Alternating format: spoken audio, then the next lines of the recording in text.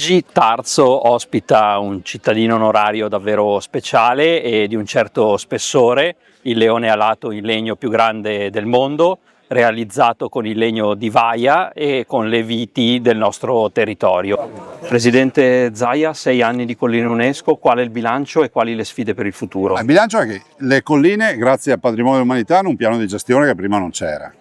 C'è culturalmente un coinvolgimento dei cittadini che sono sempre più parte integrante di questo progetto.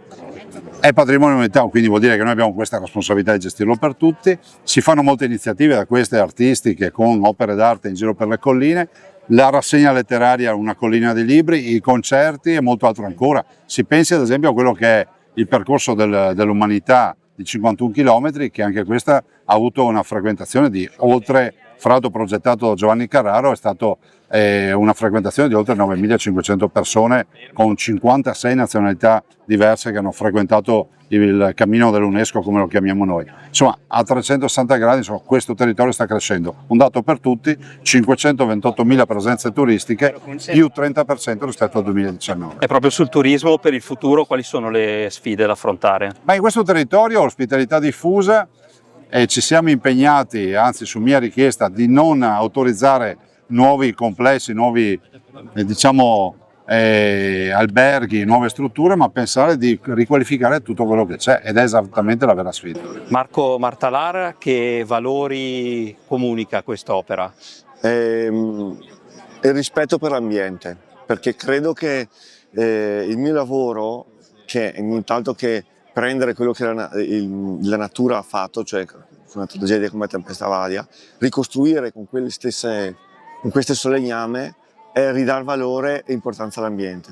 È una giornata emozionante, è una giornata particolare per noi di Tarso, del comune di Tarso, ma penso per tutto il territorio. Questa nuova opera, questa prima grande opera che così viene posizionata qui su questo magnifico territorio e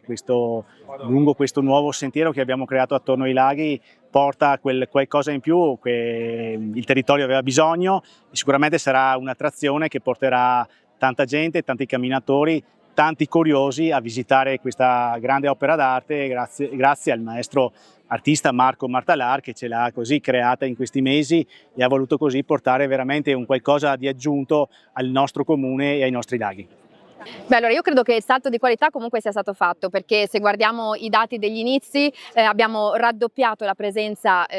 sulle colline di visitatori e di turisti, che rimangono peraltro più giorni, e soprattutto siamo per il secondo anno consecutivo, 2024, la destinazione veneta che è cresciuta di più in termini percentuali. È chiaro che si può fare di più, perché l'ottimo è nemico del buono, io lo dico sempre, pertanto a iniziative come questa che portano valore a 360 gradi non soltanto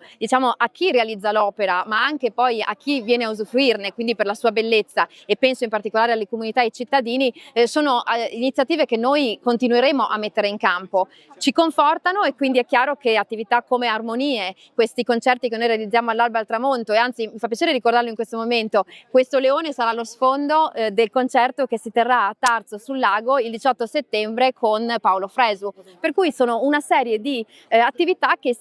sono sinergiche e che consentiranno di fare il famoso salto di qualità a queste colline. L'associazione UNESCO lo dimostra quotidianamente, la sua bravura e il suo impegno, e oggi davanti a quest'opera che nessuno ci aspettava così imponente e così bella, veramente dobbiamo ancora dare atto all'Associazione delle Colline del Patrimonio UNESCO. Per quanto riguarda il consorzio, non poteva mancare un'opera d'arte senza il nostro Conegliano Valdobbiadene nel Prosecco, per cui ancora questa associazione, questo binomio, ma ancora vedete che questo leone porta il segno più importante, la criniera fatta con le viti e con le proprie radici, per cui direi che abbiamo una condizione perfetta UNESCO e Conegliano Valdobbiadene.